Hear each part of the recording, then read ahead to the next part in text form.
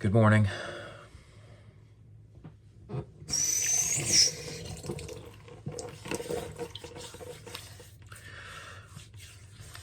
So I went to Sunnyview Rehab Facility yesterday, and I was pretty impressed. It's a very beautiful campus, and more to the point, I can see that Michael is getting the attention and the help he needs. Yesterday, we met together with the speech pathologist and two of the physical therapists. And the speech therapist emphasized that routine is going to be very important for him when he comes home, and that it's also going to be very important that people are kind of here around the clock. And so when I'm away from the house, it's going to be important for people to be here, or at least it's important for Michael not to be alone for any extended length of time. Like he might, even when he seems to be at his highest level of functioning, there's always going to be, all right, one of the examples is for a little while, he's not going to be able to have physical access to his medication. I'm going to have to help him with that. And I'm going to have to hope I do everything right. And obviously, I've heard instances of other people recovering from a stroke having lapses in judgment that have ended in disaster. And we're not just talking about hiding the car keys, which is big. Like, I'm going to make sure the car keys are not accessible at all. But obviously we have a gas stove, and I don't know. There's a lot to think about. There's a lot to, his goal is to return to work, but there's also a possibility that even if he makes a full recovery, there's a possibility they won't allow him to come back to work, because his job does involve dealing with a lot of patients. Even if it's not physically intensive, he's got to deal with residents. He's got to do all this extra stuff. So there's always a chance that he will not be able to have the job he had back, but I don't know how to help him from there. But I'm trying to build on the positive stuff. Like yesterday when we visited him, he was aware that he had been experiencing hallucinations while he was at Albany Med.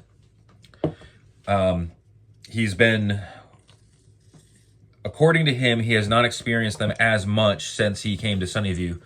A lot of his confusion has happened when he woke up, like after waking up from sleep. There's just so much to unpack, and there's so much to prepare for. And I've been under quite a bit of stress. Like, here's the thing. I love Michael, and I don't want anybody to think I don't. Right now, I am under a fuck ton of stress. And I've been getting a crash course this past couple of weeks in who I can really talk to, who is capable of, like, there's a lot of people in my life who don't really know the difference between their ears and their mouth. Like, all right, it's a really simple thing. Not everybody wants you to solve their problems. They just want somebody to listen. Sometimes, like when somebody reaches out to me and says, "How am I doing?" and I tell them how I'm doing, it doesn't help at all when they say something useless like, "Just breathe, just breathe." I don't give a rat's ass what the logic is behind telling somebody to just breathe, okay? Because I've been breathing since birth, all right? Taking a breath doesn't make money appear out of thin air. It doesn't give me the skill set to get a better job. I don't want to start ranting, but I wish people would just stop. Use your brain. Is my advice going to be useful in this situation? Does this person want my advice? And if you're not prepared to listen to somebody, don't ask them anything. Don't ask them how they are, okay? That's a simple rule. And don't act indignant when, like, I should be able to tell somebody that their advice is not helpful without feeling like a jerk. All right. Okay. Let's go back to Michael. All right. Yesterday, during physical therapy, so because I have to learn to do a lot of things to help him around the house, the physical therapist insisted that I be there, which is essential. So we went to the physical therapy room, and we practiced walking around using the gait belt. They told me how to watch out for him, how to help him. Like if we go out for a walk, they reminded me of things like letting him know if he's leaning towards the left. little things like that. Now, when he was getting up out of a chair, I had this instinct to stand in front of him and reach out for him. He told me that when I do that, it makes him feel like he's falling and it makes him nervous. And so I've got to not stand in front of him like that, and I've got to listen for his cues and watch for his cues. Now, when he told me that, he was telling me that something I was doing was not being helpful. Would it have been right of me to say, well, I don't know what you want then? Like, should I have ignored his response to my actions and dismissed his feelings by saying something like, well, just breathe. Just take a deep breath and it'll all be fine.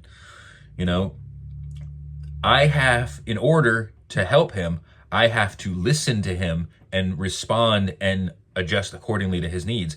And when he tells me that something is not helpful to him, when he communicates that something I am doing is not helpful and makes it worse, it's responsible of me to listen, and it would be disrespectful and counterproductive for me to say, well, I don't know what you want then, or, well, I was only trying to help, you know? Listening, using my ears, trying to use my brain to comprehend what is being said to me. But some people can't understand that. Some people cannot accept the fact that what they're doing in the moment or what they're saying in the moment might not be the helpful thing. And I guess it wouldn't be so annoying, except that when I do tell somebody exactly what it is I need, they drag their feet. And again, I don't expect everybody to solve my problems. When I talk about money manners, I don't expect people to open up their wallets, okay? But, and yes, I realize I have reached out. I have started a GoFundMe. I have started asking people for assistance, and I don't want to do that, but it's going to be necessary, all right? Even if, look, and I don't need advice about finding a better job, okay? I am looking for jobs, okay? I am looking for things I am capable of doing. I'm looking for things I'm qualified to do. And I'm getting all this advice about all these places that could be hiring, and then I look it up, and it's like they require all these degrees, they require all these certifications, okay? And these are things I don't have time or the money or the energy to get. So I've got to work with what I have here and now. But some people don't understand that. Like, if they haven't had to do this in a while, if somebody hasn't had to look for a job in retail, if somebody hasn't had to work in these situations and do this thing, it's easy for them to give advice. For fuck's sake, I'm trying to vacillate here, because it's just, right now there's so many people that think I'm just too stupid to live. And right now I'm trying to prepare myself for the road ahead, helping Michael, being financially responsible for the trailer and everything else. Because even if he gets short-term disability, that's not going to last forever, and that's not going to cover everything. And if I were to get funding to take care of him at home, that's also, I mean, again, that's going to be supplemental at best, and I'm still going to have my job currently. And I'm still going to have to figure out who's going to be here, when they're going to be here. When we can't arrange for at-home care, a family member is going to have to be here. And the truth is, I should be able to talk about these things to somebody without having somebody try to shove something down my throat. Or if they have the solution, don't just tell me to go do it. Like, help me figure out how. Stop acting like I should just magically know how to do these things. Like, if you're so smart, if you know exactly what to do, then, like, help me. I'm asking for help. If you don't care about me, help me help Michael, you know? I mean, I'm just ranting right now. I'm just ranting right now because it's really hard. It's so hard when people are just, I don't know. I mean, people just have their egos. I'm doing the best I can, but I am one fucking person. I cannot make other people do the things I need to do. I don't have that power over people, okay?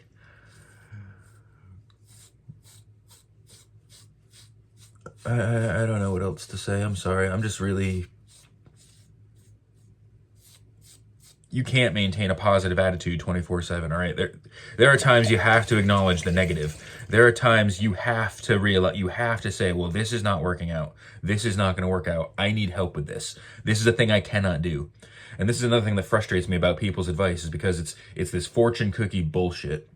where they're just like, oh, you just have to have a positive attitude. Like, no, that is not you. Again, I use this metaphor often, but if your house is on fire and you have a positive attitude about that, you're probably the one that caused the fire.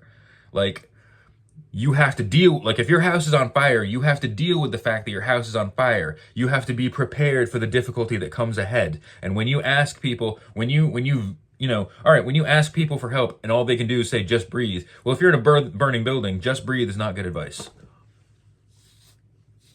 And right now, I am in very much a burning building, a metaphorical burning building.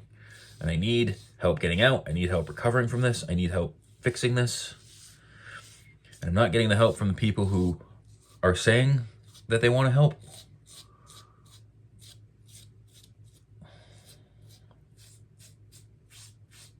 But if I don't acknowledge this, then I would be just as bad as they are, or as. And I'm trying not to dismiss everybody, and I'm trying not to seem like I'm ungrateful to them, but it's like, oh my God, sometimes I just, and I was having a hard enough time with everything before he had the stroke. Like, I love when people think if they belittle me and trash talk me and shit all over me, that I'll just magically do the thing they want to do. And it's like, do you think I've not been struggling all my life? Because when I ask for help, I can't get it. And what do I get in return when I say, oh no, this person wasn't helpful? Oh no, keep going to that person, and eventually they'll be helpful.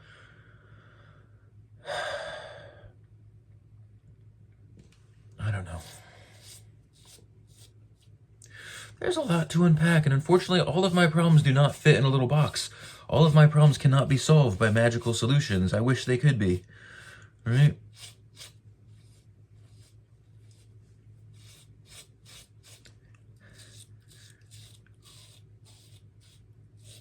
I mean, if I could ask for one thing, just one thing, is that if people would just either empathize with me or move on.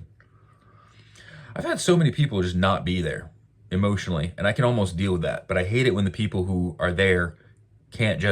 I don't know. I'm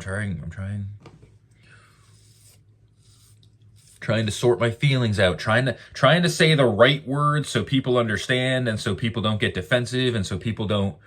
I'm trying not to scare people off, but it's like at the same time, I've had it. I really have had it. Like right now, I can struggle to survive on my own. But now I've got to step up my game and take care of Michael. And right now, what I really need is for someone to take care of me too. Because I have not had that much in my life. I can count on my hand the number of times people have actually been helpful to me. I mean, I guess what I really wish people would stop doing is stop with the lip service. If you're gonna help, help. If not, shut up and get out of my way. I mean, I'll stumble around and I'll trip and fall on the solution. Like I'll feel my way through the dark and eventually find a light switch, but it doesn't help if I'm doing that and somebody is standing off to the side saying, take a deep breath.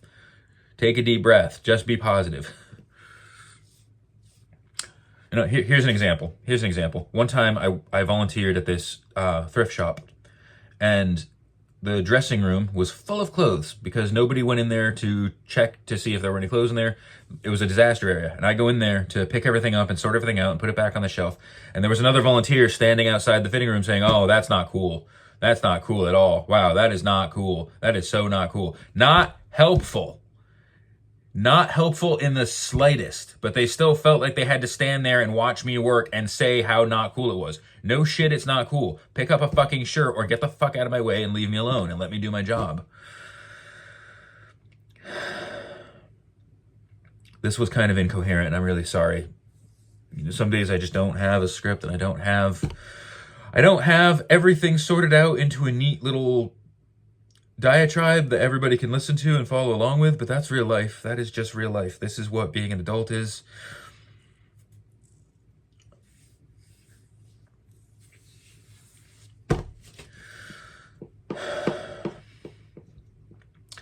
Just do me a favor, share the video, like my other content. I don't know if I'm any good at this or not. It's... I just try to do the thing I can do. I'm trying.